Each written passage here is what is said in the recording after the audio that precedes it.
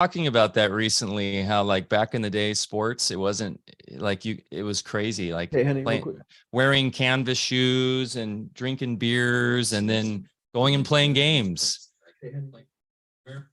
There we go. We're live. Now, it's so hyper focused on functional, competitiveness and everything, that I feel like they've lost a lot of the fun. We had fun, and nobody could get away with the stuff we got away with back then. That's for sure. Did you win the Liberty Bowl? Yeah. Well, that was the thing. You guys were really good, huh? Your team was pretty good. Yeah, we were ranked and all that kind of stuff. But yeah, that was a long time ago. Different lifetime. Awesome. Hey guys, we're live with Etienne de la Boetie2-Self. Did I say it right? Squared. Oh, squared. Sorry, squared. Boetie. Throwing a little Francais in there. Okay. Oh no, wait, that was Espanol.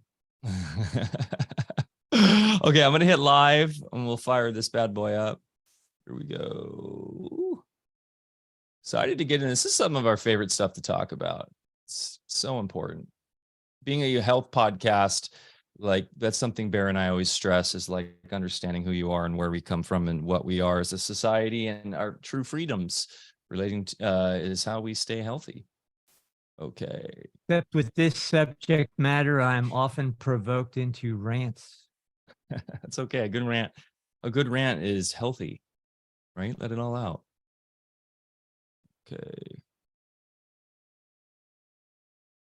And boom, we're back with another episode of Alfacast. I'm Mike Winter, and I'm here as always with the illustrious Dr. Bear Paul Lando, coming to you live and direct from the great state of Jefferson, where freedom still reigns supreme.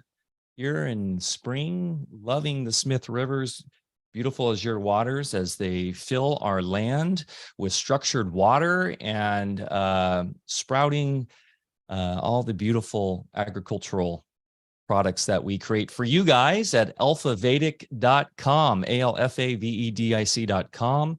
Please go support us there. It's the best place to support the podcast.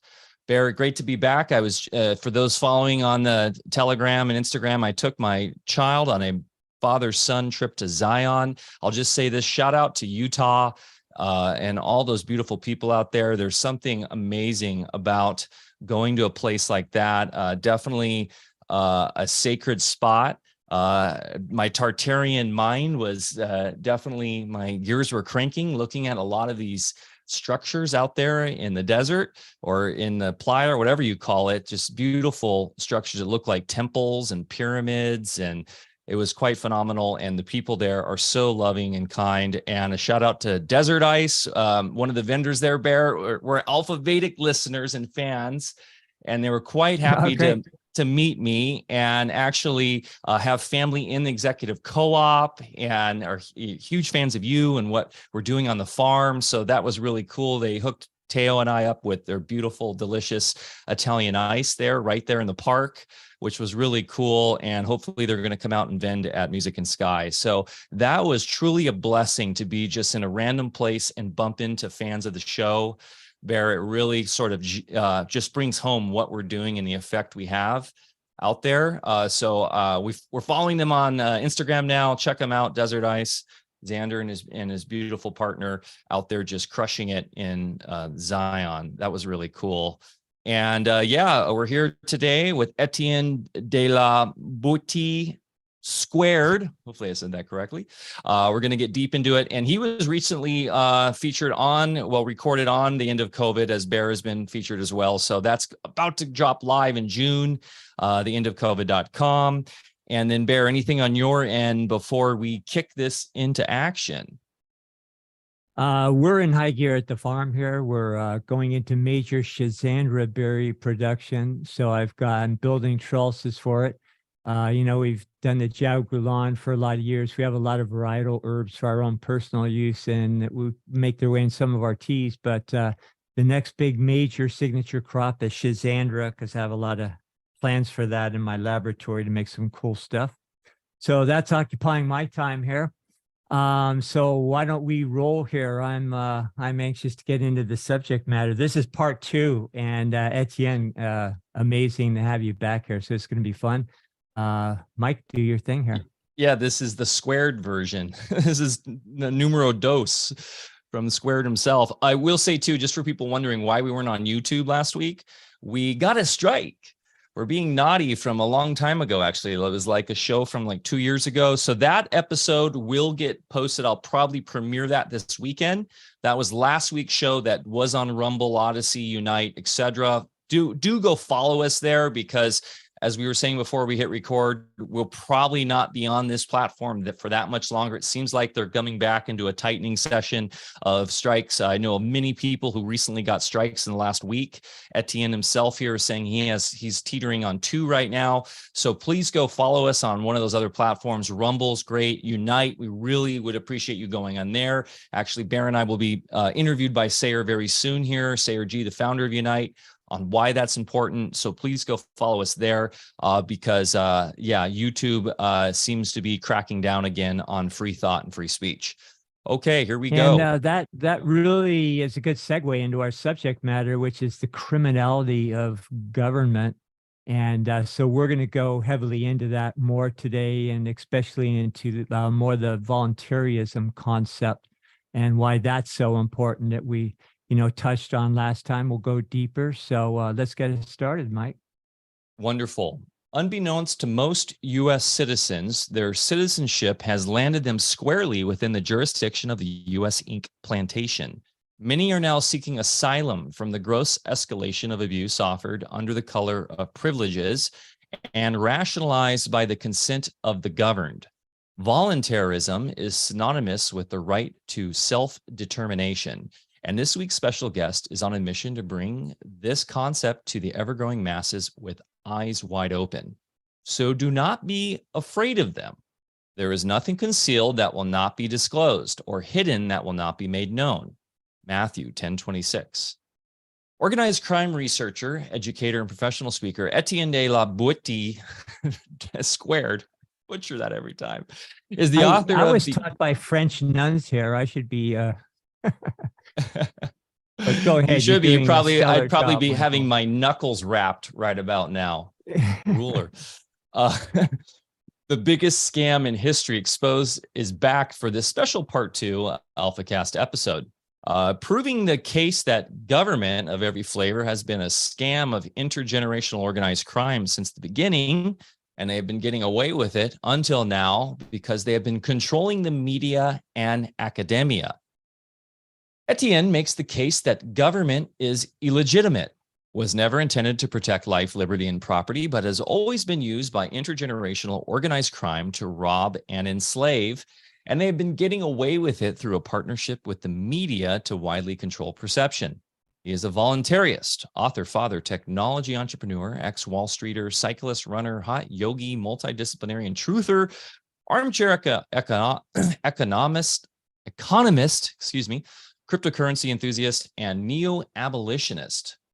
In government, Etienne distills 20 plus years of research into short, easily digestible treatises on individual subjects and optimizes them for the 65% of society who are visual learners, while including references and links to more comprehensive research and evidence, including books, videos, documentaries, and audiobooks to accommodate the widest variety of learning preferences. He is the founder of a startup public policy organization, the Art of Liberty Foundation, that is exposing the illegitimate, I can't speak today, you guys. This is not like me. The criminality of government and the hidden curriculum of organized crimes, mandatory government schools, scouting programs, and police military training. The pseudo-religion of statism, obedience, fealty, order following, and tax slavery. Definitely go to government-scam.com to get his wonderful book, Government, the Biggest Scam in History. I have it right here. This is the updated version that's taking in the COVID psyop, which we went deep into last time he was on here.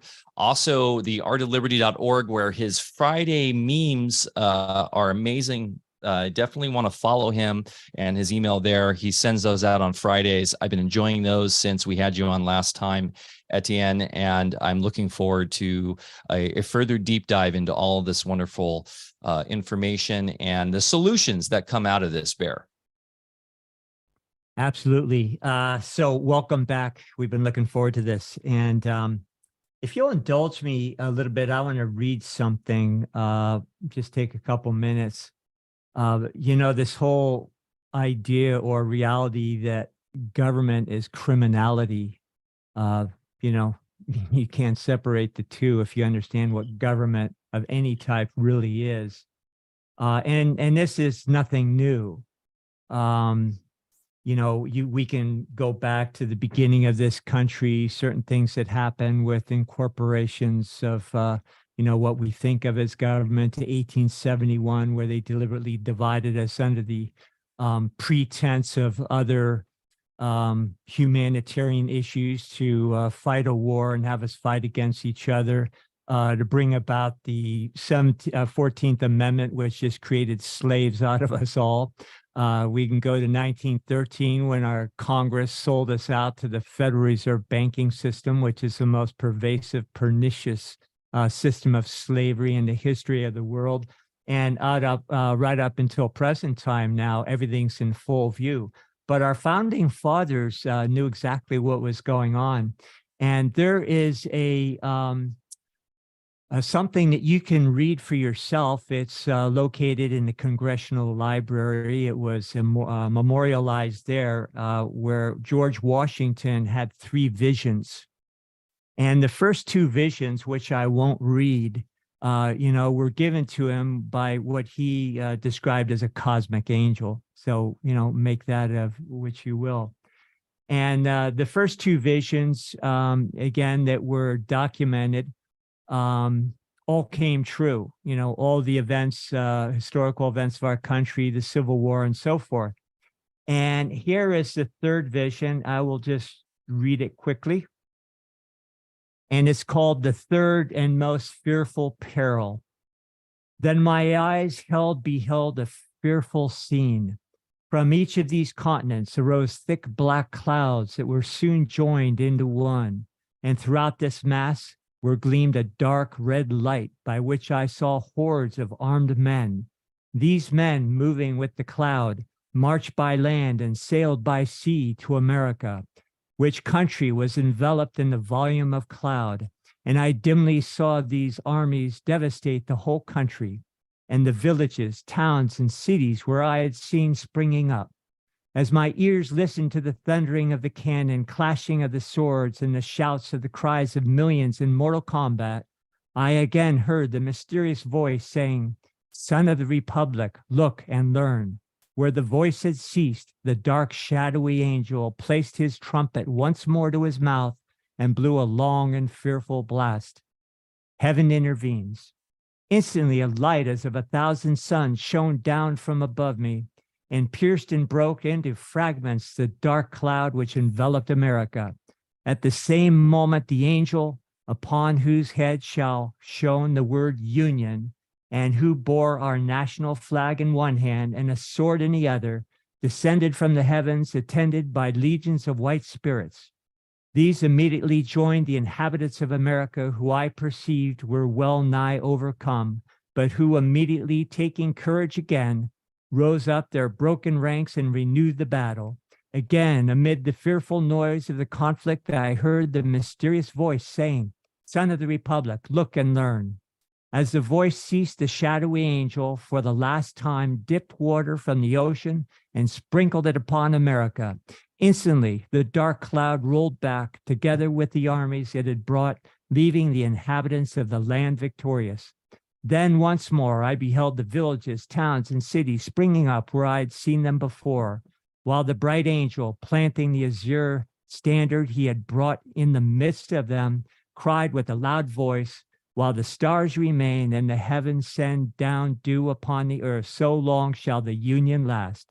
And taking from his brow the crown on which blazoned the word Union, he placed it upon the standard, while the people, kneeling down, said, "Amen." Now, that third vision, there's more to it. And the angel said, this does not have to come to pass. It is yet up to the American people to decide. Etienne, I believe we are indeed in perilous times. There's every indication that we're not just being overcome financially and enslaved, but we're literally having our biology taken out, and mass slaughter is planned for us. Fortunately, a lot of us are waking up. Some will go down because they are not waking up soon enough, but that is all up to us. And I believe it's up to people like us, because I think we've lost some of the younger generations who have been so indoctrinated that they can't see what's in front of them. But, pain is coming, and that will wake up even more. But I think the final message in this is that America will rise from the ashes. It's a shame that we have to rise from the ashes and have so much suffering in the meantime, but that's been our choice. And it's because of this thing we call government, which is not just an organized crime syndicate, but evil to its core with historical roots that are supernatural. So take it away, my friend. And let's, take it wherever you will. We'd like to know a lot about your work, where I know you've developed a lot from your original works to this present time. We want to hear all about that. So where should we start? First of all, thank you guys for that introduction, and it is so good to be with you both again. It was such a pleasure the first time, and I'm looking forward to this conversation tremendously. I think the best place to start is really to give any new listeners just a general, kind of understanding of who I am and what I'm trying to do. And so I'm a voluntarist, and a voluntarist is somebody that doesn't believe in the legitimacy, the desirability, or the necessity of having a government. And my book, Government, the Biggest Scam in History, the subtitle is How Intergenerational Organized Crime Runs the Government, the Media, and Academia. And my thesis is that government was never really intended to protect life, liberty, and property, but it can be best thought of as a technique to rob and control populations. And they essentially get away with it because since time immemorial, it has been the government and the media and academia working together. Academia is being hierarchically controlled through the government, through the mandatory government schools and the rip-off universities and the indoctrinating universities.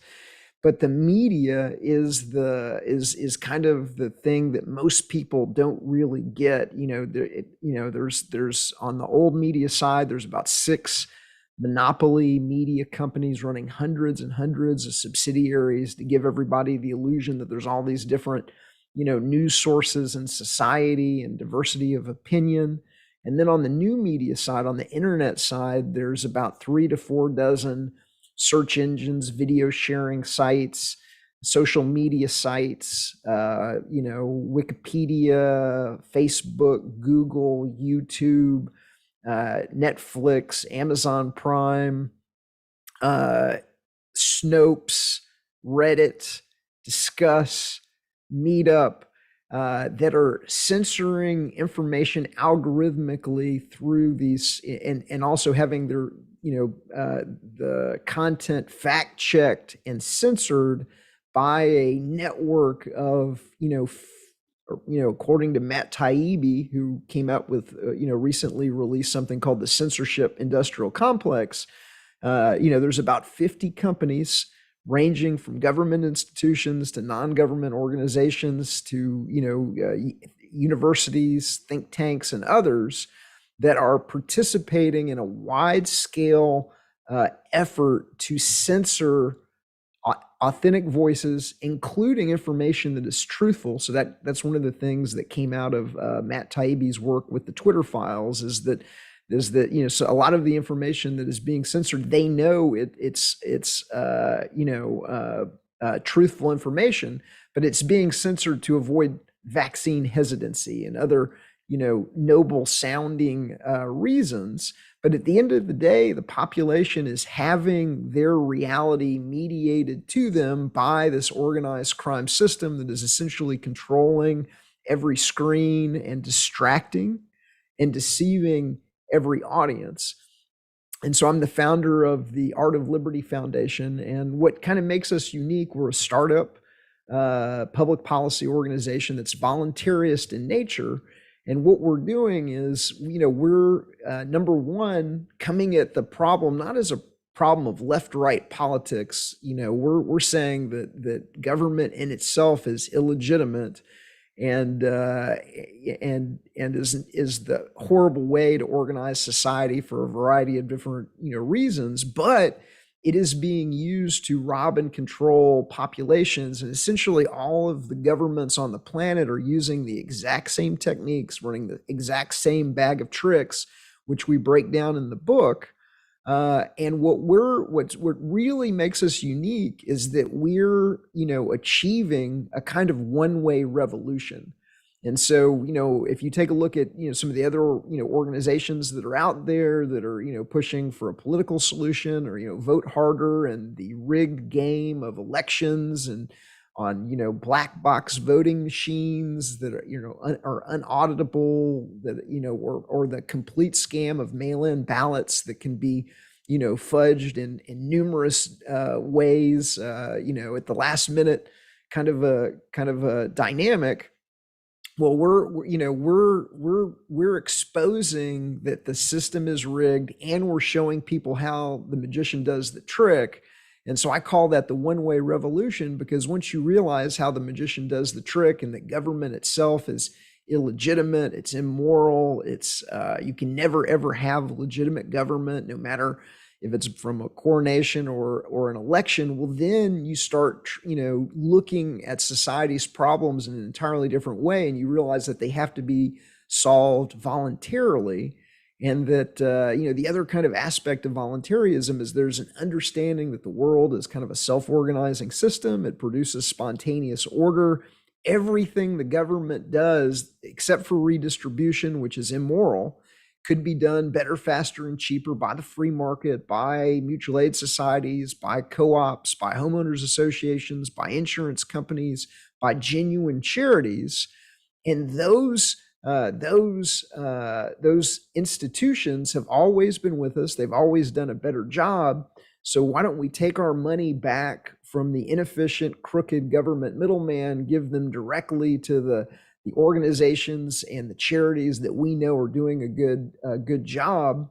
And once we, free ourselves from this crooked monetary system, then there will be enough wine, cheese, and bread at the table for everybody. The economy would flourish, society would flourish, and we would have more than enough surplus to take care of the poor, the needy, and the disadvantaged, way better than they're being taken care of today. And so that kind of just sets the table for the rest of our conversation. But I wanted, to give everybody the basics of who I am and what I'm advocating. And the only thing that I'm advocating is real freedom.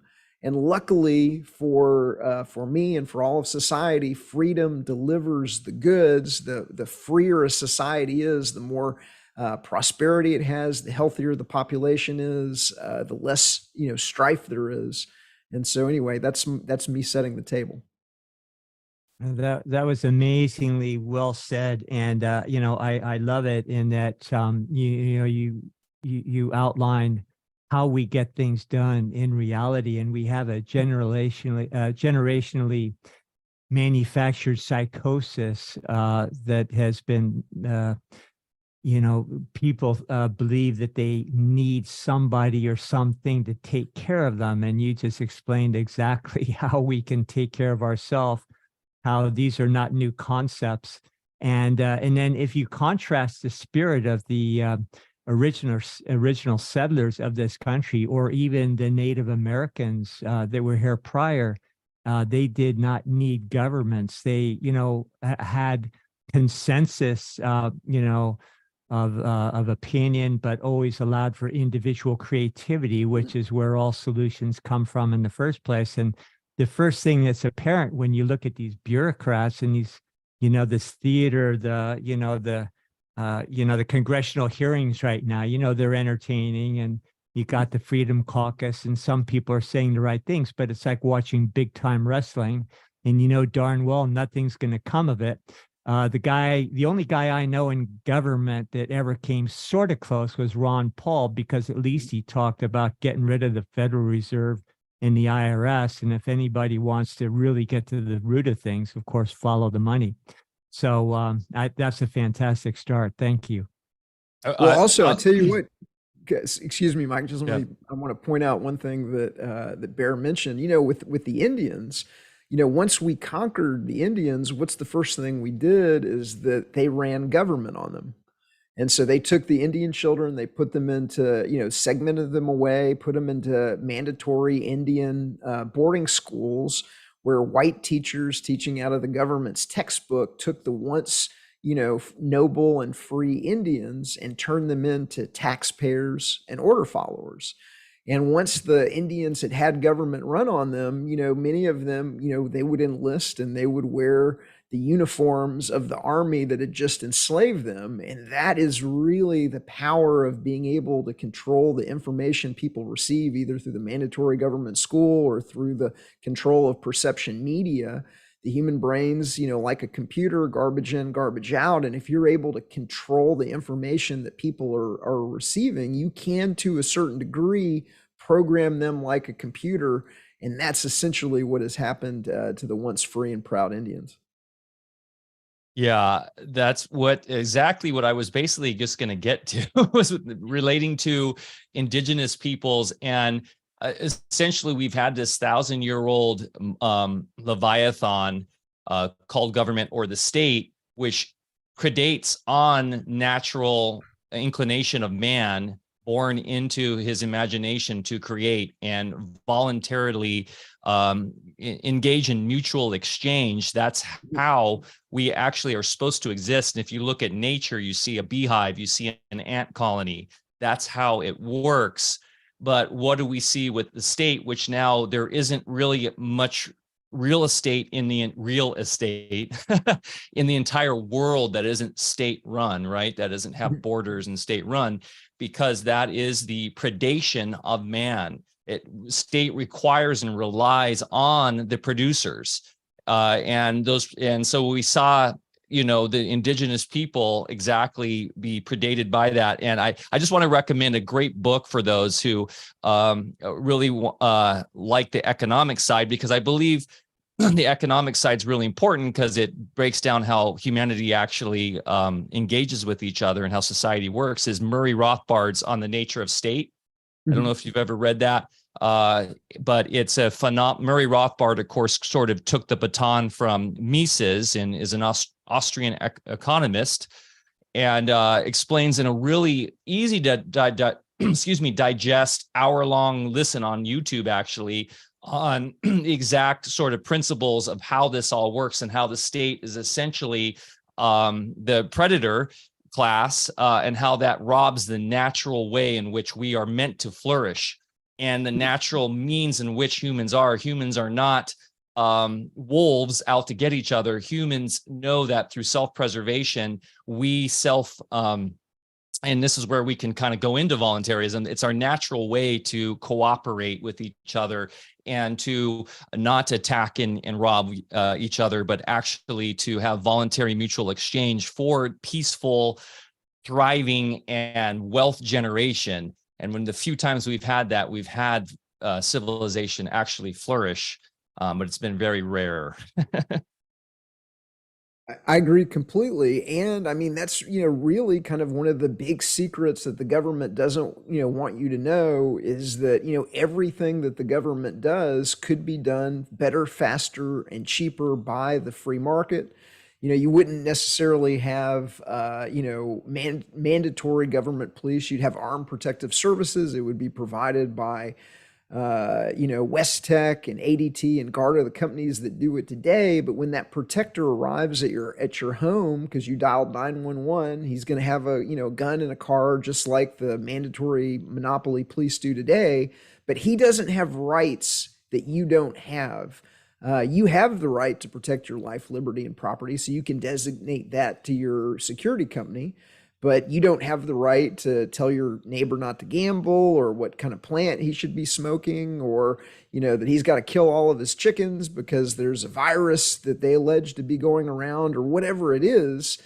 He's only got the same rights that you do, and so all he can do is protect you, not oppress you. And so that system, that self-organizing system, would produce everything that the government does without the violence and the extortion and the malinvestment and the unfortunate unintended consequences of government programs, from intergenerational poverty and intergenerational welfare to school systems that are dysfunctional, don't teach kids, and are essentially full of violence and predation. It's like everything would be better. Now, I'm not saying it would be perfect. I'm not promising utopia. I'm just saying that the free market, almost in every case that you can imagine, delivers a better outcome than a monopoly provider. And so it really is kind of economics 101, that if you were to return all of those services to the free market, then you would have the police competing with each other, different armed protective services companies competing as to who does a better job protecting, neighborhoods, who gets more restitution for victims of robbery. Is it ADT or is it Garda? And I think if we had that dynamic in society, which schools were performing better, then you'd have way better outcomes. And so it's a little bit of just common sense. When I grew up in a very small town in rural America, and our local police were part of the township. They were called peace officers. The chief of police, knew everybody by name. I get it. There's a lot more people around these days, but it would still work in neighborhoods and cities even. And all of those peace officers now have been usurped by a corporate creation called LEOs, law enforcement agencies, which are owe their allegiance not to its constituents, but to protect the vested interest of the corporation. Basically, they're roving bandits. I think, what did we used to call them? Highwaymen. They rob you on the side of the road. So, we have, in the patriot movement now, a great tendency to want to, really elevate police officers. And I don't really have any tendency to want to denigrate them in any way. And, I think they still do have some kind of function today, but they are not on our side. They are not taught to protect our constitutional protections or the Bill of Rights. So, we just have to understand this. And I think it's really necessary for more LEOs to, become educated and realize that maybe even with good intentions, they're not serving the best interest of the people. And, there's also something when I grew up, it was called frontier justice. And if anybody really got out of line, we didn't even have to call the peace officer. I grew up in a little ranching community, and folks, it wasn't vigilantes or people hanging people. But if somebody got out of line, they were run out of town in short order. Nobody put up with anything. Everybody was very tolerant, just the way you're describing. But if you crossed that line and traversed into somebody else's family or rights or property, it wasn't tolerated. And look at what we're tolerating now. A well-armed society is a polite society.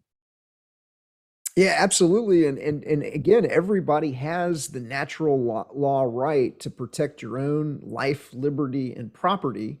And so you don't need government to protect your life, liberty, and property. And when government is violating your life, liberty, and property, then you really have you've got a problem.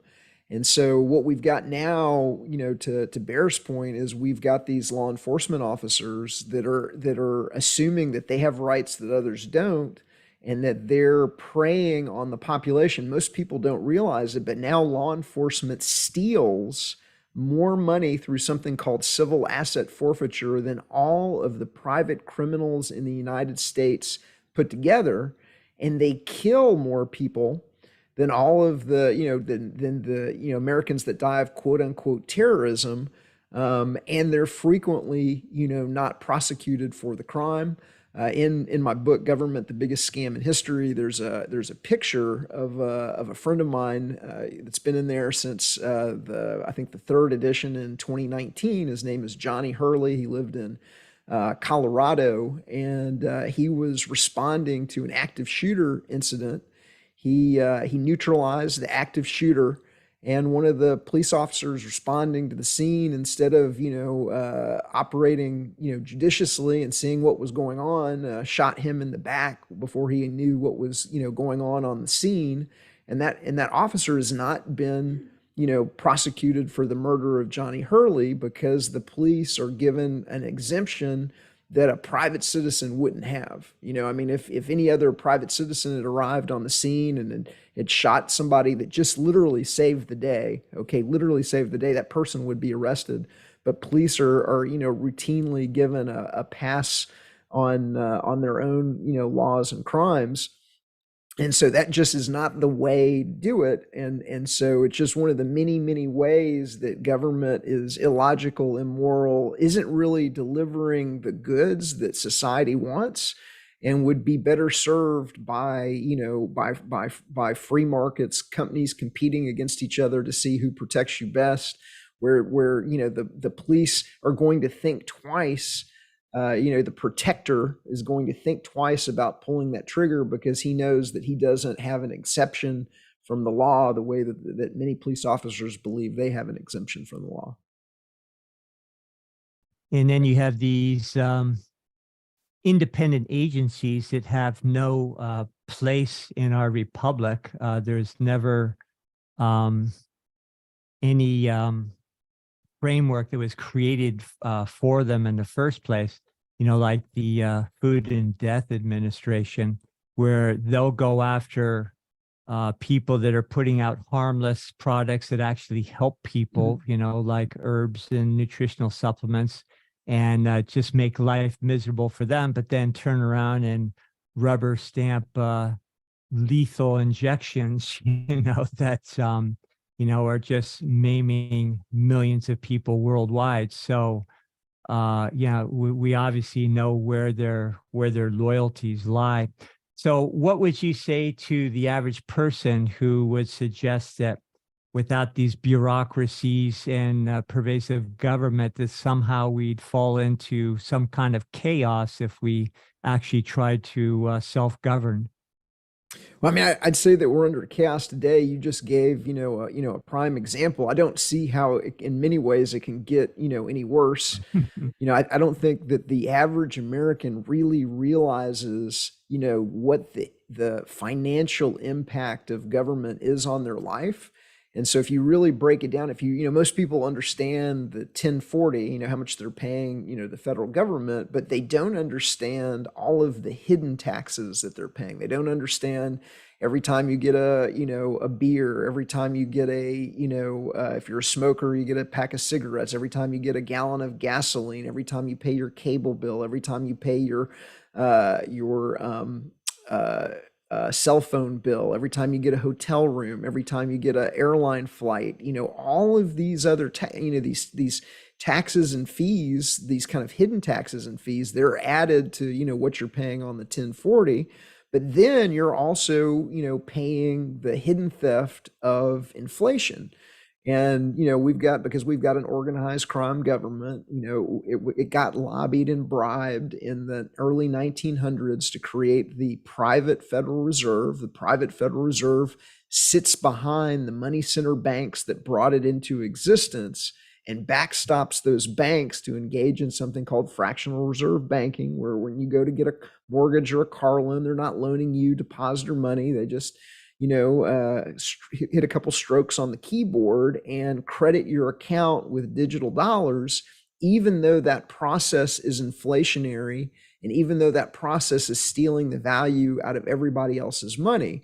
And so when people spend the rest of their life paying back a mortgage that was, created out of thin air, besides the complete inherently unfairness of certain private companies and businesses getting to create money out of thin air, besides the inherent unfairness of that, that's the reason why prices are going up and purchasing power is going down in what is really kind of an unsustainable system. And so I think we're seeing the end that all of the value has been extracted from the dollar through this crooked financial system. And, what I'm speculating and many others are speculating is the Great Reset is this organized crime system's attempt to kind of in a 3-card monte, look over here while I, move the P over here.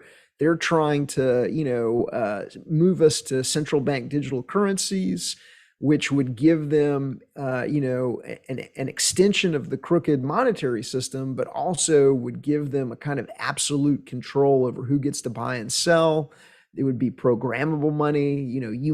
They may offer, the society the cheese of universal basic income, but you might not be able to spend it outside of your 15-minute city. You might not be able to spend it on meat.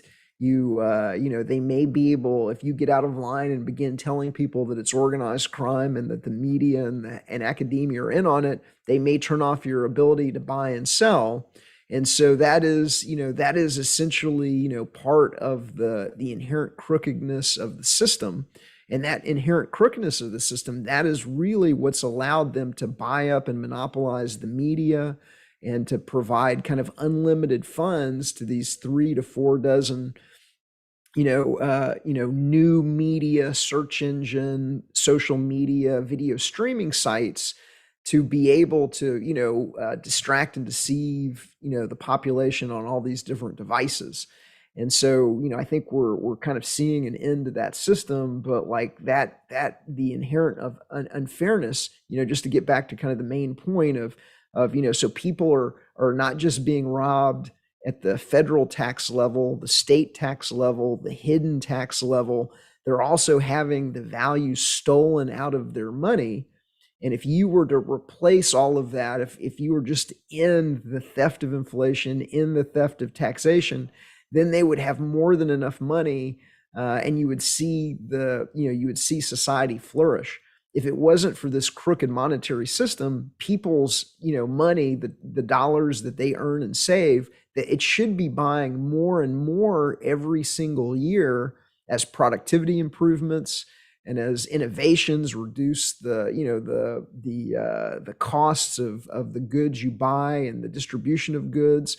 And so you're not seeing that. You're being victim to this system that's stealing the value out of the money, and it's like a hidden tax that most people really don't understand.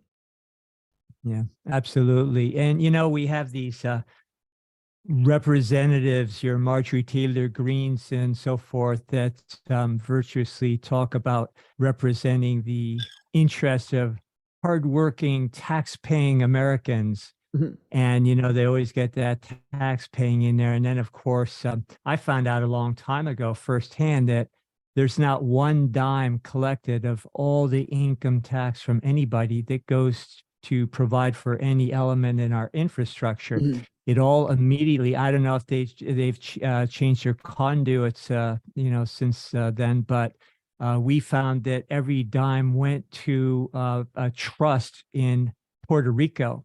And in the old days, when you could actually get your return check from the IRS, it would be stamped on the back, Secretary of the Treasury. But we found out it's the Secretary of the Treasury of Puerto Rico, one of the territories. And then that, of course, goes directly to the city of London. And as they print more and more money, worthless money, we shouldn't even call it money, to provide for the things they just have to, use to keep up appearances, then, the money they collect from us goes to just service the increasing interest on the debt we're incurring. And, and around it goes. So we have to really hold accountable these people in Congress that, claim to be true patriots and conservatives. And while we're at it, why don't we just mention it? They're not our government in the first place. That is U.S. Incorporated. People like Marjorie Taylor Greene are nothing more than chair people on the board of a large corporation. And their dog and pony show is nothing more than a distraction. The only way we're going to get the republic back is at the local level. Get your own building, start having your own meetings, do the same thing, townships, county by county and so forth. And we have to reinstate it because the blueprint is still there. It's just dormant because all the seats are empty, because we're looking at this corporation in DC and thinking that's a real thing.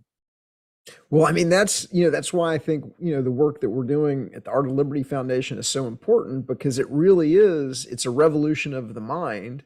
And once you realize that there can't be a legitimate government, that, if there's, 10 people on an island, there's no legitimate moral way for 6 of them to acquire rights that the others don't. There's no legitimate moral way for them to acquire the ability to, rule and make up rules for people and take their money. Once that pillar falls, and once you realize kind of the basics of how this organized crime system has been controlling, perception widely through this monopolized media and this algorithmic censorship of the internet that is now out in the open, that has now been, widely exposed through the revelations of the Twitter files and the censorship industrial complex. Once you get those basics, well, most people are like, I didn't know that was going on. Now that I understand that, I'm out of the game. And now we can get people focused on voluntary solutions, local community solutions. We can talk about some of those. One of the ones that I think is, kind of most is easiest for everybody is just spending physical cash, is making sure that cash doesn't go away in your community because everybody is using it. And so, go to your local farmer's market. Don't do business with big box retailers. Break the chains of the chain stores.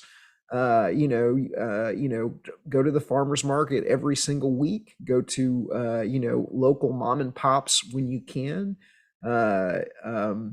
Pay cash. When you pay cash, number one, you're not having the merchant incur a business, a tax of, 1.5 to, almost 3%, for the credit card of that transaction. But you're also starving the bank of that 1.5 to almost 3% in many cases, tax that they're able to lay in on the credit card fee. But you're allowing that small business owner to keep more money from the lying, thieving, stealing government by not paying taxes that he does not owe for services that in many cases he's not getting. And then that extra money allows him to spend more with other local merchants, and it's a very virtuous cycle when you spend your own cash. It's also Howard or Etienne. It's also keeping the cash in circulation, because when the cash goes into the banks, and this is important for the vendors and the merchants to understand, they are literally destroying it and turning it into zeros and ones. So that's an important aspect moving forward into the CBDCs, is they're trying to literally take all the physical cash out of circulation. And we know this fiat capital is blood money. It's backed by war and backed by phony bonds, right? That whole scam of the fiat and how it's all debt run. And we see that's a strict spiritual affliction upon mankind is debt, of course. But that's still, it's a step towards a better solution, right? Obviously, a better solution would be using our own currency, AV bucks or something. I was thinking about this, Bear, when I was out in Zion meeting those friends. Like, how cool would it be if I'm like, hey, do you take AV bucks? It's our own money we've created, right? Like, people were doing that. I know we can get into this a little later, Etienne. Like, there are localities using their own currency. There's actually, I think even Texas is trying to put forth propose a gold back currency in Texas right now, their own like sovereign bucks. So that is like, I know we take baby steps towards better solutions, but yeah, that is one baby step towards better solutions, like using hard metals, gold, silver, our own currency, and then like sovereign digital currencies like Quartal, Court and Quartal and stuff like that, which is essentially an agorist mindset, right? It's a mindset of like, we do our own commerce outside the system and in the private. That's the other thing I'd love to touch a little bit on, is this notion of the public versus private, and as a solution going into the private more and more. So I couldn't agree more, and it's funny. I'm in June I'm heading to New Hampshire. One of the solutions that we talked about the last time that I was on was the Free State Project in New Hampshire. And in New Hampshire, there's an annual get together called the Porcupine Freedom Festival. 2,500 to 3,000 plus liberty-minded people from around the world come together in the largest campground in New Hampshire. It's called Rogers Campground. It's in the White Mountains. It's absolutely beautiful. And for a week, they trade among themselves, and they frequently use gold, silver, crypto, barter. I don't know if you've ever seen a gold back, but a gold back is flexible, spendable gold. In fact, I think I've got one right here. This is flexible, spendable gold. It's been pressed into a sheet that makes it easy I love those. to engage in trade. And you would not believe how much trade is going on outside of that crooked financial system. Now, one of the other things that makes New Hampshire unique is about 5 years ago, and I've got at artofliberty.substack.com, I've got an article on the Free State Project. And one of the videos that I have embedded in the article is a video showing what happened when the New Hampshire taxman came to the Porcupine Freedom Festival and New Hampshire, one of the reasons that it's the freest state in the United States is it doesn't have a sales tax, it doesn't have a income tax, but it does have a meals tax. And the taxman showed up at the Porcupine Freedom Festival and attempted to extort the local merchants into paying their tribute to the organized crime government in Concord, and he was run out of there.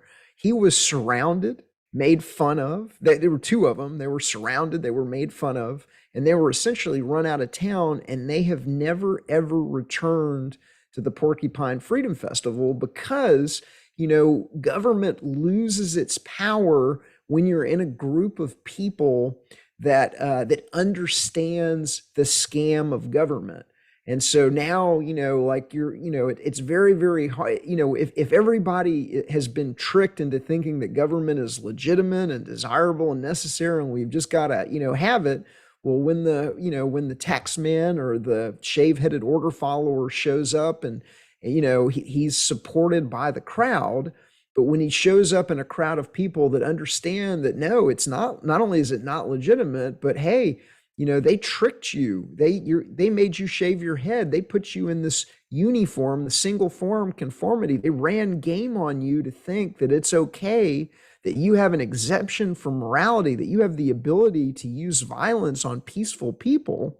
When people are confronting government employees, when they're pointing out that the government employees are living off money stolen from others at the point of a gun, when they're pointing out the fact that government employees don't pay taxes. And by the way, when I say that to government employees, they're like, "Oh, I pay taxes. I'm a proud taxpayer." And I'm like, "No, you don't pay taxes." I go, "Taxes are what are stolen from the productive member of society. And then that creates a pool of money called the taxes." I go, "Government employees receive and live on taxes stolen from others. You just receive less taxes. You're not a taxpayer, you're a tax receiver." Well, when you start to point out those inconsistencies, then a lot of them, they just they crumble and fall. They didn't understand how they were being chumped. They didn't understand how they were being tricked. They didn't understand the reality of their situation. But if you have enough people in one geographical, area to point that out when they show up, well, then their power disappears like the dew in the sunlight.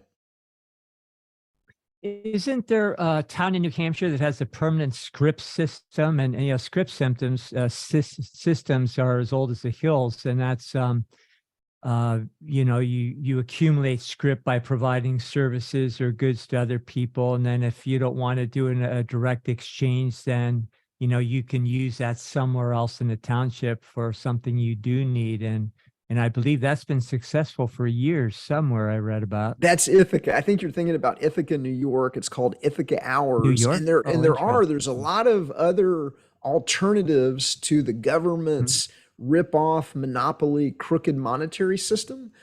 Time banking, community currencies, Ithaca Hours, cryptocurrencies. The government is trying to make a lot of these things go away because they don't want competition. They don't want you knowing that there are more ethical and beneficial ways to provide money and money substitutes, including having money that has intrinsic value in and of itself, not just because the government says that it has value. This is a $1 gold back. They also have other versions that are a little bit bigger and a little bit thicker that have more physical gold in them. Compare, a $1 gold back to a $50 denominated gold back that may have 1/50th of an ounce of gold in it, compared to this has 1/1000th of an ounce of gold in it.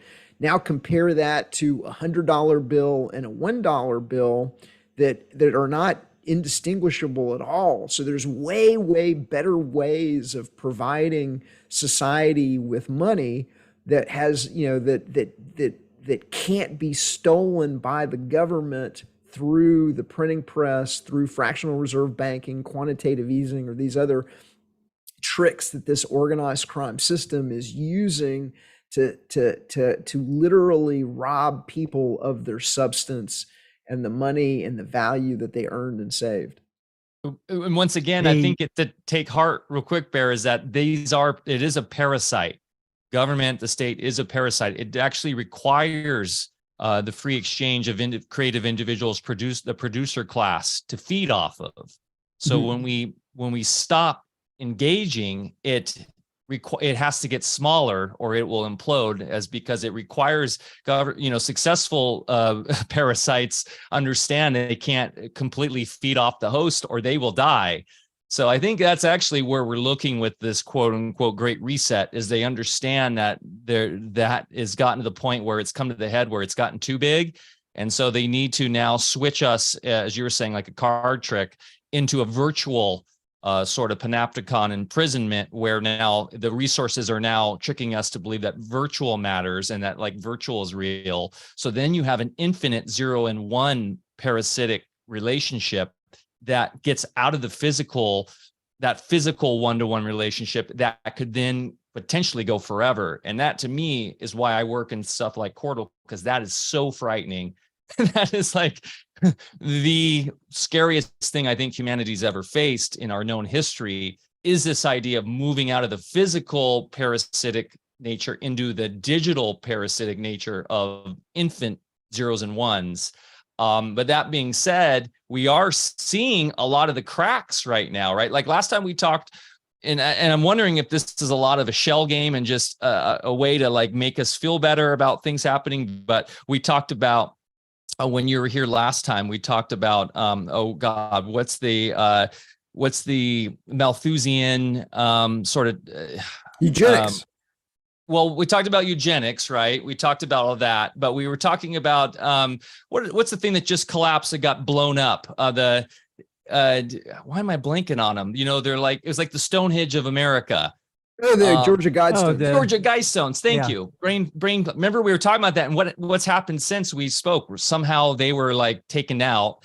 We've got people like RFK Jr. now running for president. So it seems like there's like this sort of turnaround, right? Like things are happening that are good, that the cracks are showing. But is this just sort of the sort of illusion that government is failing, and that in fact this is all part of the psyop role that they play to make us sort of relax as the frog slowly boiling in the pot. And that, in fact, those kind of things are just part of the whole kind of psyop and the mind games of that the government plays. That makes sense. So, it's funny because I actually think that this monetary system is unsustainable. And, I think it's been a hoax from the entire time. And one of the things that, that we speculated on in the COVID-19 eugenics vaccine drug scam timeline is that the COVID was the engineered reason for the government's intervention in the treasury market. And so so at the time, if you go back in time to 2019 and kind of late 2019, early 2020, the treasury has to finance this ridiculous deficits by selling treasury bills, bonds, and notes on Wall Street. There's a network of 20 plus what they call primary dealers that have the ability to kind of sell the government's paper into the market. And the government was being forced at the time to raise over $1.1 trillion a year through the sale of bills, bonds, and notes.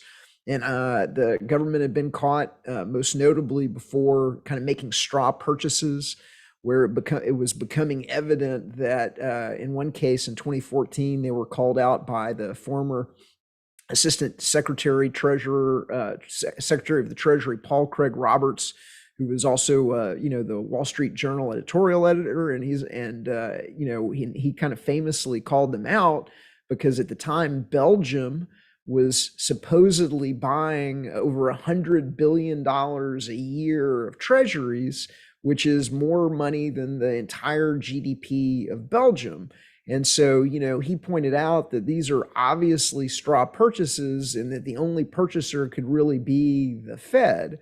And so in 2019 and 2020, the government began getting caught doing something that is illegal and buying its own treasury securities at auction. Well, hold it, wait, I'm sorry, I'm misspeaking. They weren't buying them at the auction. They were buying them a day later from the primary dealers. And so the primary dealers were essentially buying the securities at the auction, holding on to them. And then the next day, because it would be illegal if the Fed were to buy its own securities at auction, but they're allowed to kind of intervene. They're allowed to, buy securities in the open market. So they would wait one day and then they would sell it to the Fed. Well, people like chrismartinson.com and zerohedge.com began reporting on this dynamic. And because all of these, treasury bills, bonds, and notes are tied to CUSIP numbers, and there's a registry of when these CUSIPs change hands and between whom and everything like that, all of a sudden, you started seeing these stories, make it into, Zero Hedge and chrismartinson.com. And so what I think is that one of the reasons why they engineered the scam of the CVID is because that they needed a reason to intervene publicly in the treasury markets, which they began doing in kind of May of 2020 to the tune of over $80 billion a day. They would ultimately pump over $1.1 trillion into the treasury market. We break it down in the Solving COVID, the COVID-19 eugenics vaccine drug scam timeline at artofliberty.substack.com. But they were buying, not just were they buying corporate paper, not just were they buying treasuries, they were propping up all of Wall Street. They were buying corporate paper. They were buying government-backed mortgage securities. They were buying, they were essentially making money for Wall Street in a way that is the equivalent of them stealing the value out of your money and handing it right over to Wall Street. They're just doing it in this kind of tricky way that's devaluing your dollar. And now, people might have got, got in on the scam with their, $1,400-$1,600 stimmy checks. But, that all of that money that they were given has now evaporated as people are paying dramatically more for everything from food to housing to whatever. My girlfriend and I went out the other day and we paid $12 for a baked potato. We're at a deli. I saw a recent stand-up comedian saying just a quick joke about the you got to go out to Starbucks, you drop $100, $100 is the new 20. It's like it's insane, man. Like how expensive. We were just in Vegas taking my kid to Zion, and it was like you couldn't go out to eat for less than $100 for like a burger and some fries, and it's crazy. And the other thing they did too is emergency authorization. Part of the whole Corona scam was the fractional reserve banks were required to hold. They were supposed to be like said 10%, right? Of the actual core cash or whatever, but now they went down to 0 or even less. Yep. So that was allowed just for massive more printing and fraud in the banking sector, and of course related to the Fed and those banks, those like big 4 or 5 banks, which are trying to now, kill all the smaller banks, the more honest banks. Not that there's really an honest bank anymore. That those actually are the main shareholders of the Fed. Like they own the Fed. That's correct. So, the Fed is a creature of the money center banks. The Fed stands behind the money center banks to allow them to engage in fractional reserve banking. They wouldn't be able to do it if they didn't.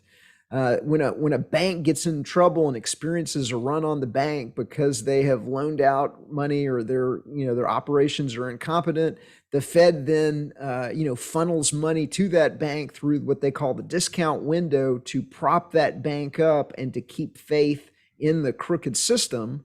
But that system is now long in the tooth. The average lifespan of a fiat paper currency, according to Dollar Daze, DAZE.com, is 39 years. They analyzed over 775 different currencies throughout history, and they found that the average lifespan was about 39 years. The longest reigning currencies are the British pound and the US dollar. They're both 250 years old. And so what I think is we're at the kind of the end of the lifespan of the dollar. And so you're now seeing the play in the kind of the last act. And so the last act of the play is this organized crime system is going to try and again do this 3-card Monte shell switch where they're going to try and transition everybody to central bank digital currencies to where they can track, trace, and control the population to a greater degree than they could through even this crooked, dishonest fiat, paper money system. And the other thing that I'm worried about, and I've talked, publicly about it as well, is, we're also, this system is now slowly and surely being exposed.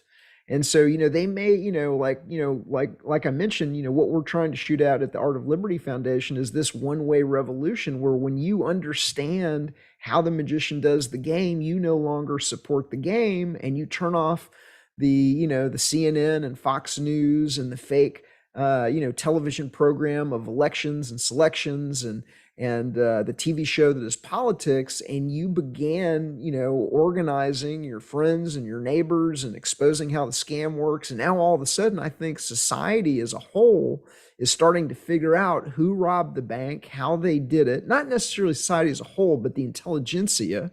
Okay, the intelligentsia is beginning to understand who did it. And they're starting to point at those guys over there going, it's the bankers and their political puppets and their media puppets. And that's who's doing it. It's the World Economic Forum. It's the Council on Foreign Relations. It's the Bilderberg Group. It's the Trilateral Commission. It's these other governments. They're all running the same pimp game on their population. And we can talk about pimp game in a second. But if the posse has figured out who robbed the bank, does organized crime want the posse to be safe and secure and well capitalized? Or do they want them to be dead broke living in a militarized police state? And so I think that one of the cards on the table for this organized crime system is to simply knock all of the pieces off of the board. And so I'm very, very worried. I don't think, the banking system is not going to collapse because they stole all the value out of the dollar using fractional reserve, currencies through these banks that have been buying up the world with the little paper tickets they create out of thin air. Oh, no, no, no, no. This collapse is going to have to be blamed on some kind of third party event, like a cyber attack, like an EMP, something that allows them, number one, to pin the blame on somebody else, and number two, allows them to shut off the internet, which is how people are, being able to connect with others, share data about who's behind this, because the posse is rapidly figuring out who robbed the bank, and they are going to be ticked. And historically, when all else fails, they bring us to war. And that's where we're at right now, Russia, China. And, the dollar has had the longevity it's enjoyed for one simple reason, is that it's been a means of exchange in different countries at gunpoint.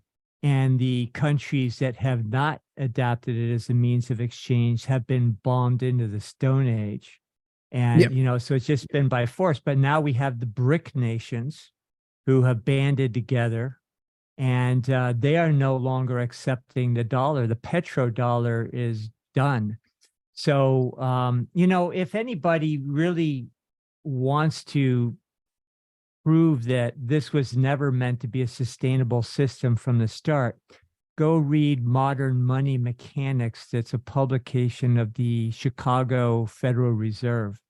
And it tells you the entire system, and it's jaw-dropping because they tell you exactly what they're doing. Now, everything you've been describing, Etienne, are mechanisms that they've created along the way to kick the can down the road and keep their whole scam going that much longer. We had the toxic derivatives in 2008 that blew up.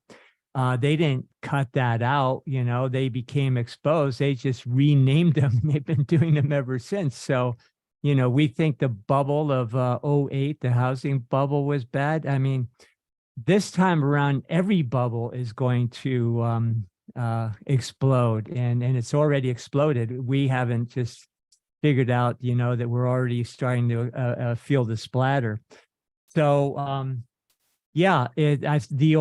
don't see any other solution than to really go local. Yeah. Well, also, go local, but you've also got to self-select yourself into communities where when you reboot, you're not going to reboot on government. Like I think that's one of the things that we're trying to do, because I don't know, because it's been a scam and because it's been a fraud, and the scale of the fraud, the scale of the Social Security and the unfunded liabilities, most people don't understand. I mean, everybody knows that the government is on the hook for over $31 trillion that it owes right now, which is over $250,000 for each taxpayer. But what most people don't understand is that, according to, whose analysis you use, the government is on the hook for between 75 to 200 trillion plus or what are known as unfunded liabilities. And so an unfunded liability is, the government might not be paying you Social Security yet, but that liability is there. It's unfunded because they've stolen the money out of the Social Security lockbox. And by the way, the Social Security lockbox is actually a filing cabinet in a Social Security office in West Virginia. It's a very nice filing cabinet. It's fireproof. It has a combination lock on it. George Bush Jr. went to West Virginia and posed next to it. But essentially the government has been stealing the money out of the Social Security lockbox, and they've been printing up a bond. And that bond, they print it up on a laser printer, okay? And they spend the money on weapon systems that we don't need to fight wars against imaginary enemies that the intelligence agencies cook up out of thin air, based on lies and manufactured intelligence. And so they shuffle that money to big pharma and unneeded vaccines, or they shuffle it to the military industrial complex and unneeded weapons, or they shuffle it to the intelligence agencies for black box budgets and propaganda and things of that nature. And then they leave this bond. And the last time that I looked, and this has been, over a decade, but that filing cabinet in West Virginia had over $2.5 trillion in these laser printer, bonds.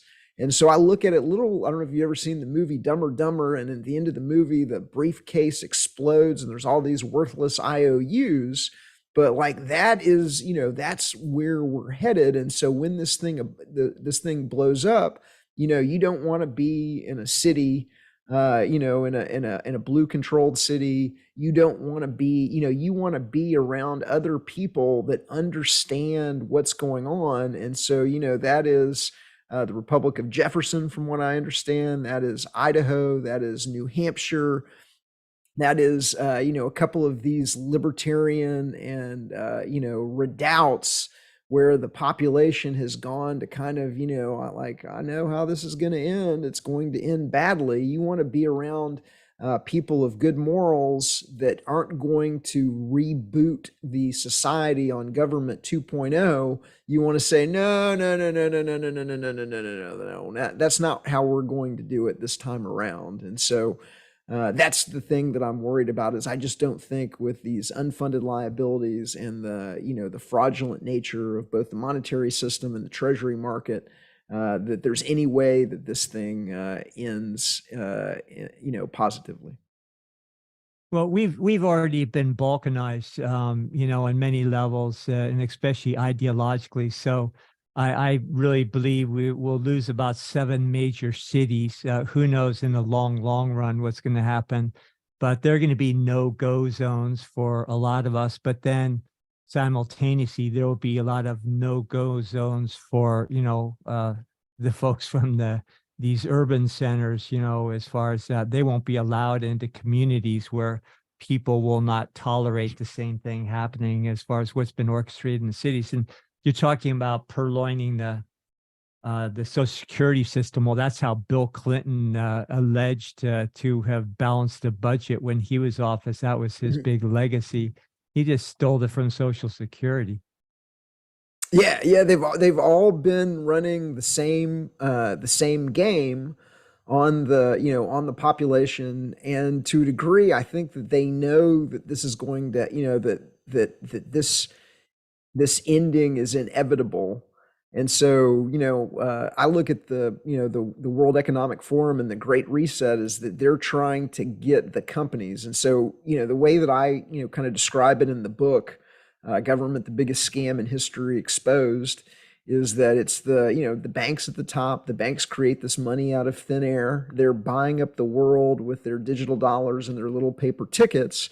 They're buying all the plant, property, equipment. And so those assets appear to be being managed by BlackRock, Vanguard, State Street, other kind of private equity, companies that now, have essentially monopolized all of the major businesses into a tiny handful of 2 to 3 companies that appear to be competitors, but whose underlying ownership is owned by the same, private equity system, or being managed by the same private equity system.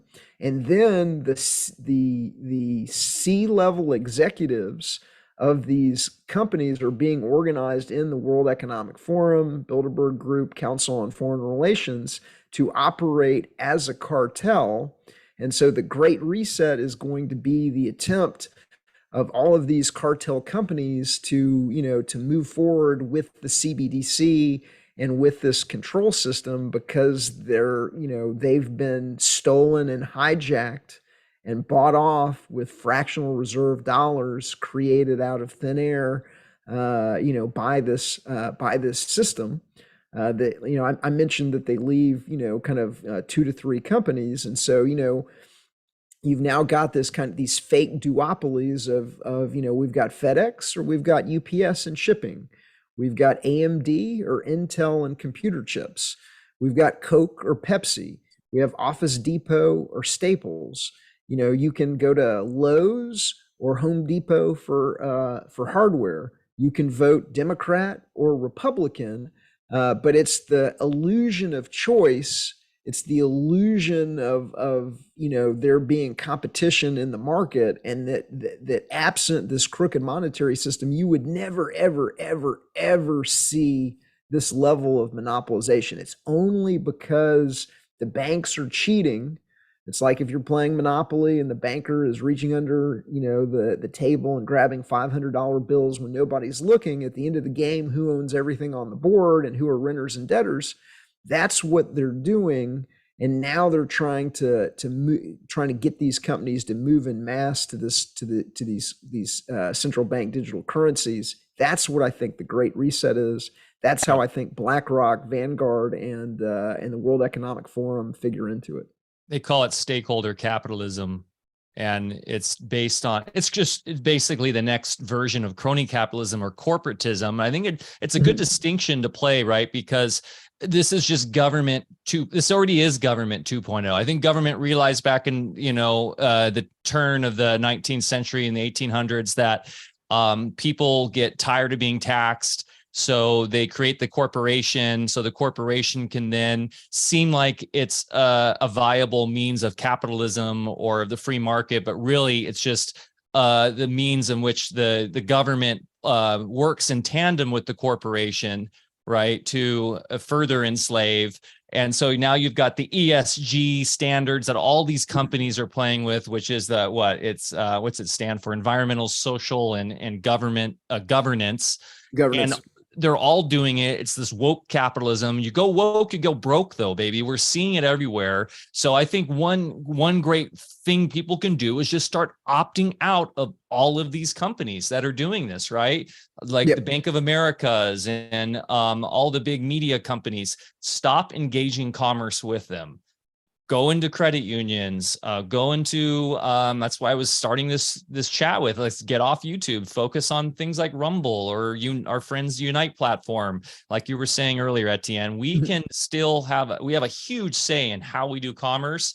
And then also, Bear, I know you and I and Alfa Vedic are really big on pushing about going into the private and only engaging in the private, using things like trusts, and doing direct P2P decentralization is the other big one. Going into the private and getting decentralized. I think those are two like the most powerful, really obvious solutions here in doing that locally. And then like also having those localities. And I'd also like to ask too, Etienne, where the public square plays into this, right? Because I think that's important.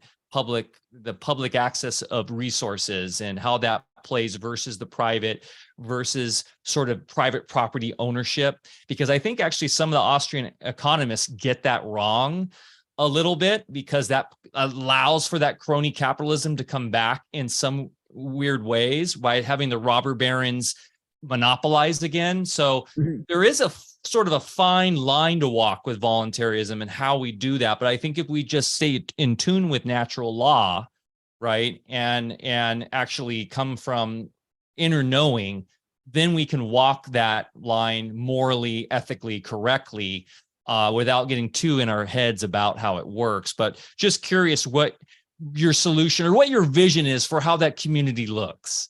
How does that community look moving forward?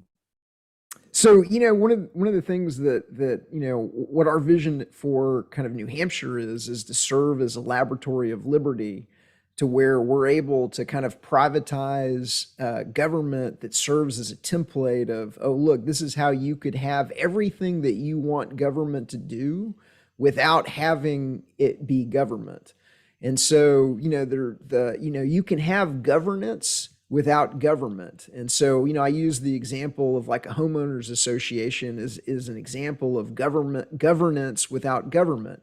The people agree ahead of time. They know what the rules are before they buy their house. They understand that they can't have 20 cars in the front yard. They can't paint their house pink, that they're going to agree to some community standards that are on the table before they get there. And then if they don't like it, they can sell their home and they can move to someplace else that has different rules or doesn't have any rules at all. They can live outside of the community center. But like really, I think that is the kind of template that we need to rebuild on, is one of, kind of private property. There was a great book years and years ago called Privately Protected Places that really showed a dozen plus examples, from all across the world of places that were being, protected privately. One example was, I think it's called the North Main Woods, and the North Main Woods is I want to say it may be 3 million acres. It's a tremendous chunk of land that is, some of it is timber companies, some of it is nonprofit organizations, some of it is privately owned, where you've got everything that you would have out of like a private Yosemite. You can go camping in it. There's rules. You're going to pay less than you would at a quote unquote public state park or something like that. You're going to have in many cases much better amenities that are going to be available to you. And so there's ways of doing these things without government, and that's really where you see civil society flourish. Is you can have organization without it being top down, hierarchically controlled organization. The supermarket is my favorite example. The supermarket, there's no Bureau of Supermarkets, there's no Department of Supermarkets. The supermarket and its entire supply chain is a voluntary organization of, in some cases, millions of people in dozens of countries that give you, strawberries and avocados year round. Nobody is being forced to do everything. People are rewarded by what they bring to the table in the transaction and the value of their individual contributions. It's completely organic. It came together completely spontaneously and naturally. And so you can have, really, really complex systems without there being top-down hierarchical, management. When you do have top-down hierarchical management, then you get things like Bear mentioned with the FDA and the CDC being the arbiters of all things healthy, and then that becomes susceptible to something called regulatory capture. It's a very well-known, established phenomenon described in economics, where the organizations, the government bureaus and organizations that are intended to protect consumers become captured by the incumbent providers, and then they're used to keep out other members. They're used to force vaccinations on people that don't want them. They're used to to lobby and bribe the government to have vaccines added to the childhood immunization schedule. They're used. It just becomes How about added to the food? Yeah, they add it to the food. And so with the organizations that are supposed to protect you won't label genetically modified ingredients. They're not the FDA, which has been run by executives from quote unquote ex-executives from Monsanto regularly throughout its history, won't label genetically modified food. So what happens? The free market steps in, the GMO project comes forward, and I won't buy grains or other things if it doesn't have that GMO project label, so that I know that it doesn't have genetically modified ingredients in it. And so the market is able to deliver a solution where the government failed. And once people realize, and it's kind of been hidden from them, but like once people realize that dynamic exists, that, oh, hey, the market and a free market, as long as people aren't cheating and people aren't controlling the information that you receive, that free market is going to provide you the information that you need to make the best decisions. Versus in a government system, it is so easy to have that hijacked by moneyed interests that you just don't want to involve yourself with it. People think the government's protecting them, but it's actually the complete opposite. And everything you're describing too is going to create prosperity in short order. You know, when I was a kid, my dad didn't own a credit card. Nobody had credit cards. Nobody bought a car on time. You just saved up for a year and you went down and you bought yourself a car. And what we have to learn how to do is quit collateralizing our property with the government. You know, get out there, find your warranty deed for your house and do a quit claim, you know, get your land patent, you know, quit registering your car. All these things are just basically saying, yeah, you guys can be the owner of my properties and you can tell me what to do. And then the roving bandits, you know, will then enforce the laws if you don't buckle up or adhere to whatever they say, you know, as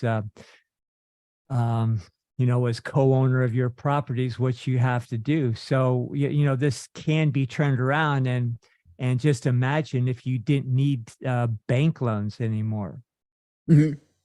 Well, so to your point, the only way that that's going to work is if that you're in a self-selected group of people that understands the fraud, and that when the shave-headed order follower that's been unethically trained and manipulated into a worldview that benefits the people doing the training and the manipulating, when he shows up, you know, he's surrounded by your friends and your neighbors that then explain to him in short order the immorality of what he's doing and how the scam works.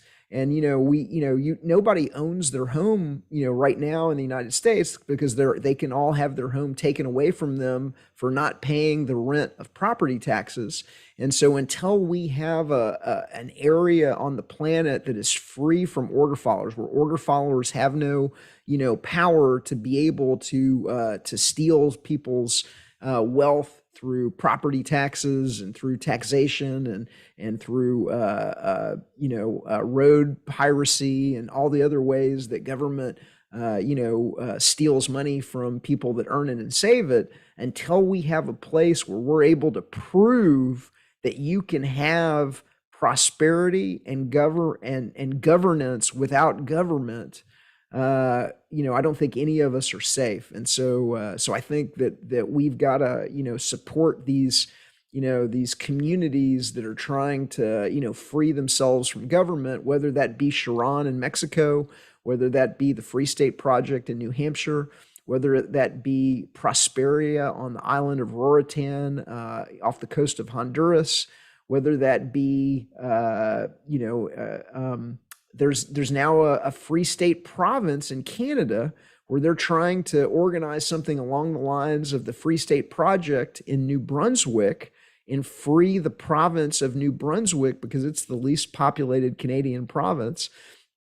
They're trying to do the exact same thing. So you're now seeing, people vote with their feet and go to places where, you know, their natural law rights and their property rights are going to be respected, where they're surrounded by, you know, people of goodwill, honest people of goodwill that understand the scam of government, that aren't falling for it, that aren't going to report them for, violating the lockdowns, or report them for, having a poker game or smoking cannabis, or, not masking, or any of the other, tricks that the government's trying to pull on them. We've got to just self-select ourselves away from, from people that don't understand the reality of their situation.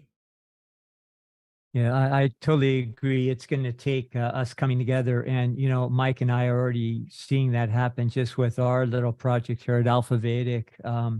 Some of us kind of were pioneers a long time ago, and we achieved a certain measure of independence independently. In order to do that, it took a little bit of gumption, and also being willing to take a few lumps along the way. The problem with that now is I don't think people have the time to do what people like myself did. And I don't think there's many people that have the stomach to go through what we went through. So I think yeah, it's the only happy ending here is just finding ourselves. But let's go to the most important aspect of this of what we call voluntarism, and it's really a state of mind, isn't it?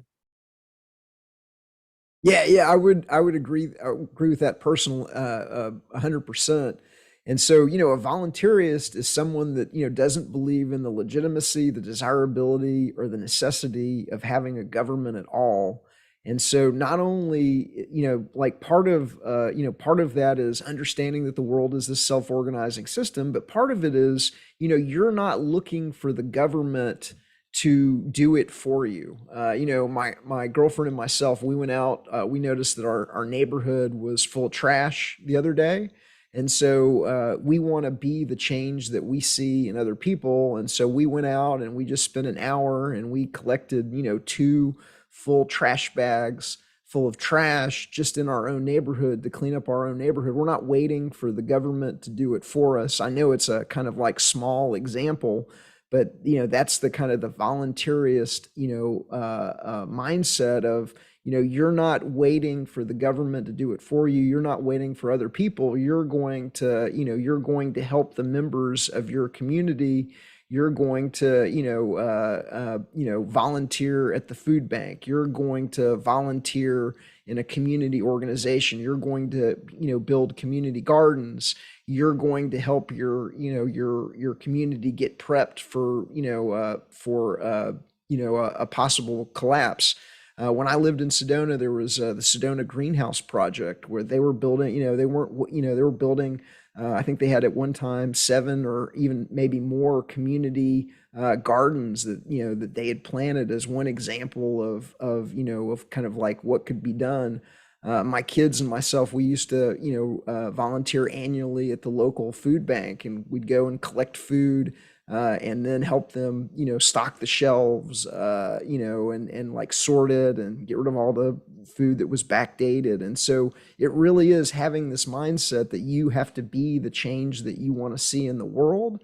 And then that change happens because you're doing it. You're not waiting for somebody else to do it. Yeah, the mindset is key. It's the internal understanding that we create our own reality. It's is like a core foundation of Alfa Vedic, and that you can transcend all of the manipulation and predation with this simple understanding. Like, for instance, I'm a volunteer firefighter. This is not a local government run agency. They say, oh, you have to have police and fire and the roads and everything. Well, we are a private voluntary run. Yes, we do get some of the funding through the real estate tax and stuff here, but we're all voluntary. We're all volunteers, and we do just as good of a job as, well, maybe Bear would say not, because he was a professional firefighter. But that being said, that's a great example. And yeah, the internal game of creating your own reality is so important. And for those saying, well, I can't get up to Canada or go out to Mexico, I think a viable thing right now, and it makes me think of the Scott Adams meme, just get out, right? Like, small towns are great. Like, I'm in a small town. Bear is in an amazing sort of situation where they're fully off grid and super self-reliant. But even like small town America still has a lot of that, what you're talking about, Etienne, where it's people just coming together and handling their own biz. And if you got a great sheriff, that's a major win as well. And then start self-determining just with your locality there. But yeah, being in the big cities is really tough right now. You really have to have a higher understanding of how everything's an offer and how to maintain your sovereignty is going to require maybe some paperwork there, right? And that just gets very difficult right now. So I will say, here in the United States, we are blessed with a great culture in small towns still, especially rural sort of wilderness towns. There's still, just through my travels, a lot of like red-blooded Americans who get freedom and understand what it's going to take to move forward as local communities, and just don't play the game. We're in California and people go, how are you how are you doing this in California? And it's because we have the internal mental mindset to understand how to navigate. And it also helps we're in like a super red county.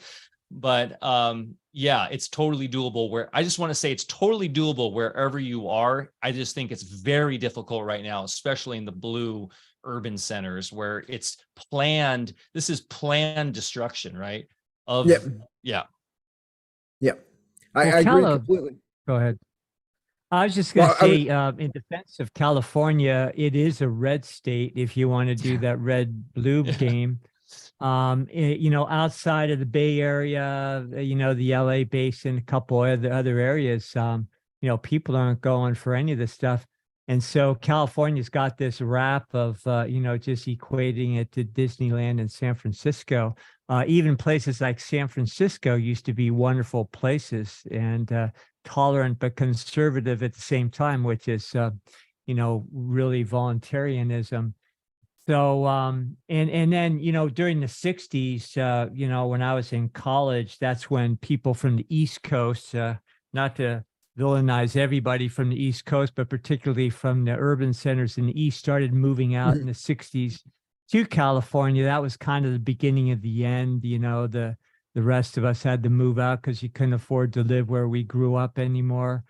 And they brought together a whole system of values that I think were, you know, developed over, you know, many years of living in urban centers and the other areas where they were, you know, trying to escape back then. And now those same people call themselves Californians and are, you know, trying to move to Idaho and Texas and, you know, furthering the you know, the bad rap that Californians get. No, those aren't Californians. So sorry, Mike, I just have to throw that in. That's great. You got your pride.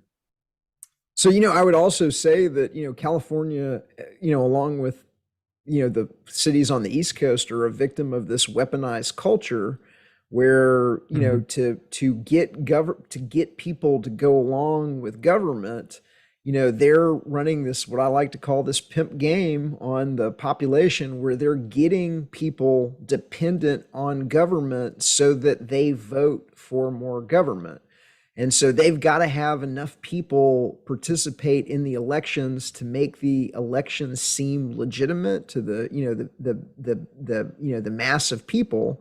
And so part of that, you know, the same way that a pimp has to get his prostitute dependent upon him, the government is going to get as much of the population dependent upon them through the social security system, through the welfare system, through you know, playing one group against, you know, another group.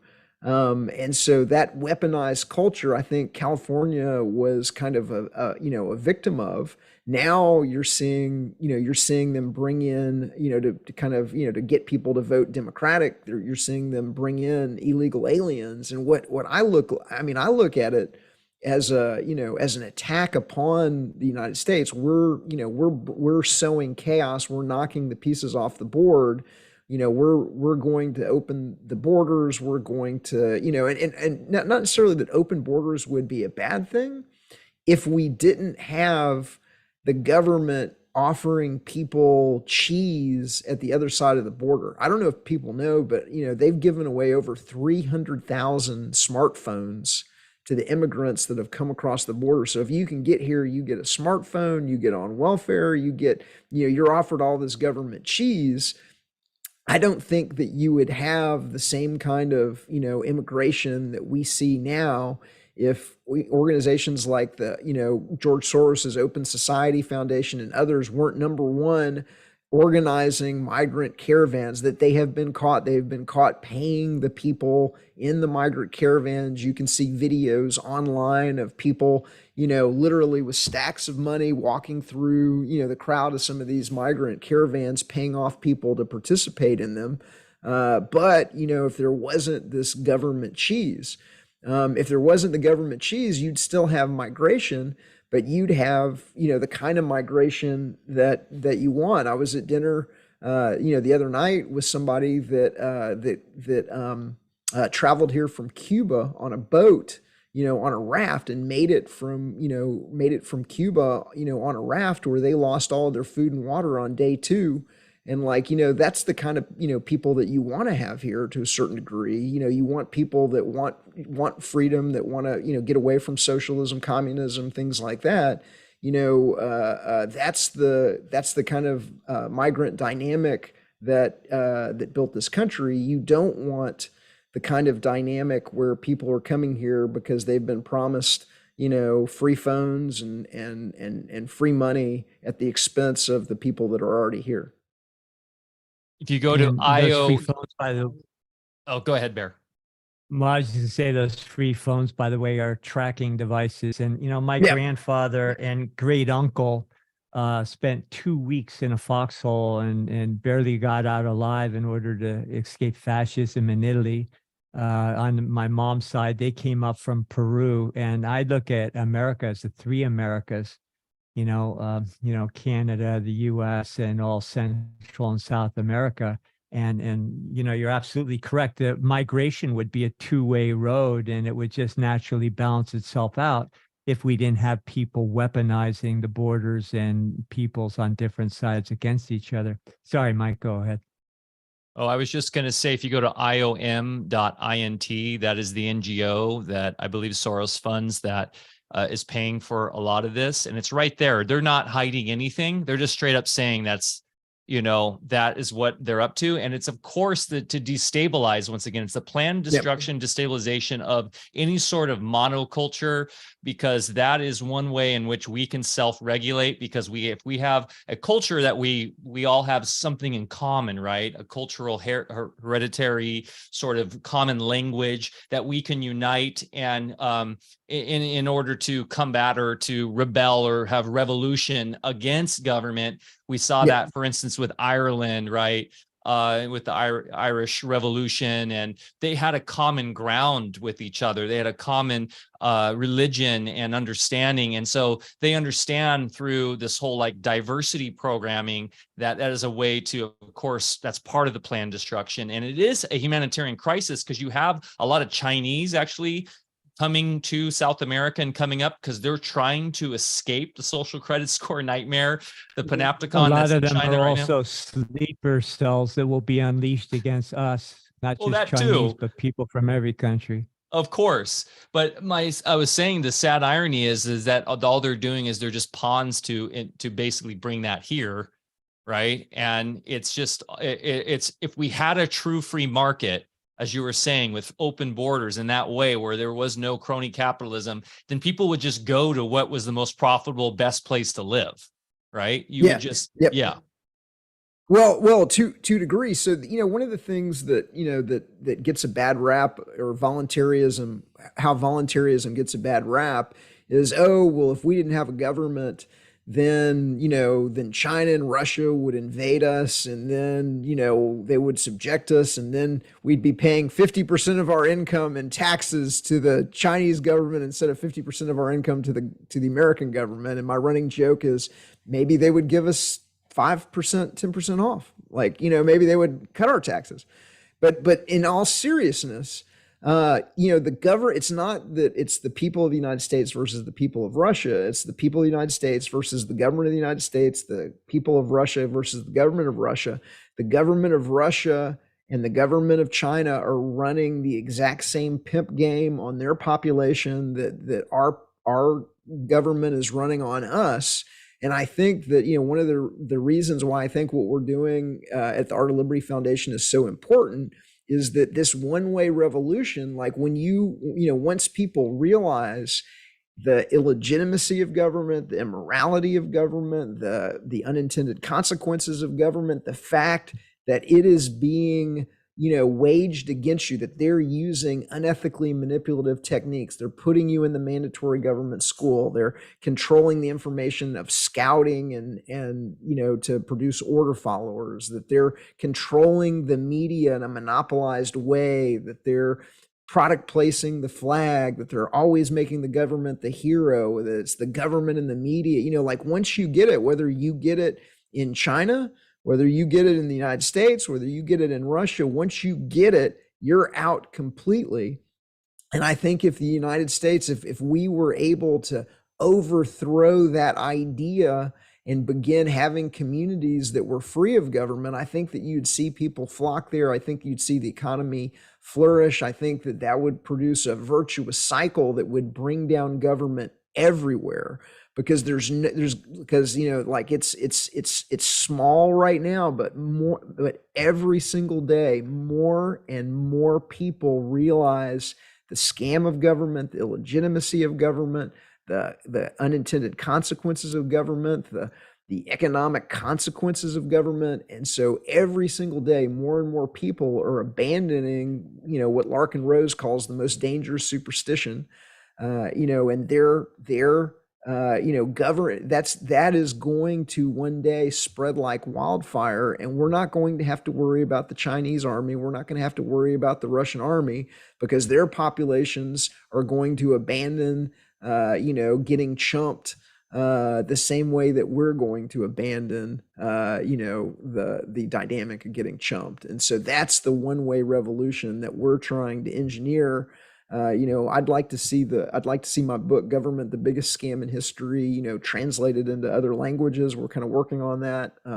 I'd like to see, versions of the book for China and for Russia, where we take out the East German examples in the first part of the book, put in Chinese, Russian examples, have it centered on, on the way the game is played in China and Russia, the way the monopolized media looks in China and Russia compared to the United States, all the specifics for each country, and have, I want to be I'm trying to be the guy that widely exposes how this, how the scam of government works, not just for the United States, but for the whole world. And so that's kind of my vision for freeing humanity.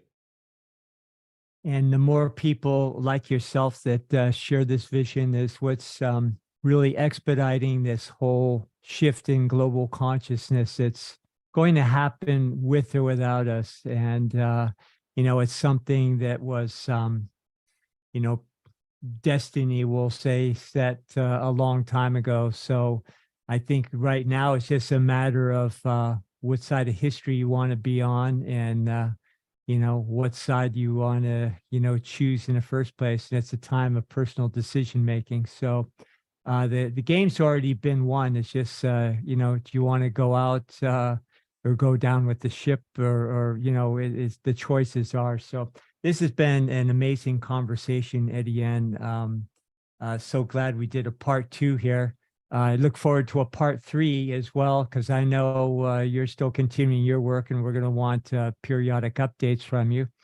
Any parting words or things we didn't cover, or any other links or things you can share about your work with our audience? Yeah, I'd say that one new thing that we're done is we've now started something that we call the Daily News on Substack, and we're now providing a kind of curated daily news feed where we take out all of the, it's kind of, there is some kind of mainstream media, because every now and then, even a blind squirrel finds a nut. But for the most part, we're curating the best of the developing alternative media, and we're, taking out the fake left-right paradigm. We're not encouraging people to vote harder. And so we're really, focusing on, journalism and research that exposes the kind of criminality of government. And so the main feed is you can get to it from our main feed of artofliberty.substack.com, and it's like daily news from AOLF.substack.com. That's the kind of thing that we're new and excited about the most. And then, I think we mentioned the book is in we just released the 5th edition of the book. It's got brand new content. It's, exposing, things varying from the fact that, are you getting your news from the CIA, with the statistically anomalous amount of people that are giving you your news on CNN, Fox, MSNBC, CBS, NBC, ABC, etc., that openly have backgrounds in the back of the CIA, We have another new visualization in the book called "Are You Getting Your Politicians from the CIA?" where we break down the statistically anomalous number of politicians that now, starting kind of about 6 years ago, 3 election cycles, that appear to have been getting funded for congressional campaigns. You know, the CIA has kind of reported 21,000 employees, so there's about 150,000,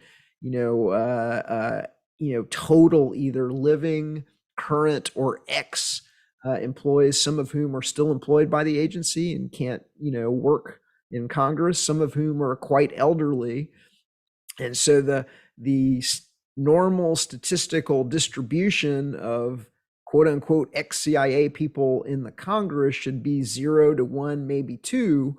But what we're showing is that there's now, in some cases, maybe almost 24 candidates or serving members of Congress that are being funded for these congressional campaigns, and what looks like a program. And then the other thing that we've got coming up that we'll be releasing at artofliberty.substack.com is an investigation are you getting your fact checkers from the CIA?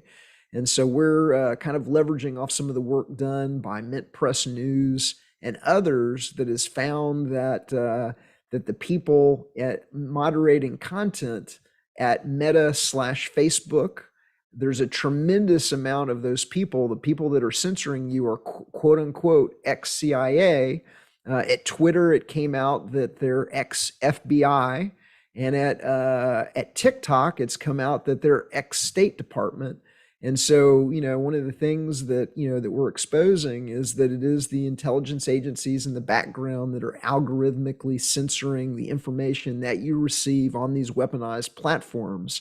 And so that's kind of the work that we're doing. The book, you can get the book at government-scam.com, government-scam.com. Everything in the book is backed up by a 64 gigabyte flash drive that I'm showing here on the credit card size flash drive that has documentaries, short videos, important books on PDF, dank Liberty memes, truth music from the Liberty movement's, hottest artists. And so all of that is at government-scam.com. Mike is showing his copy right there.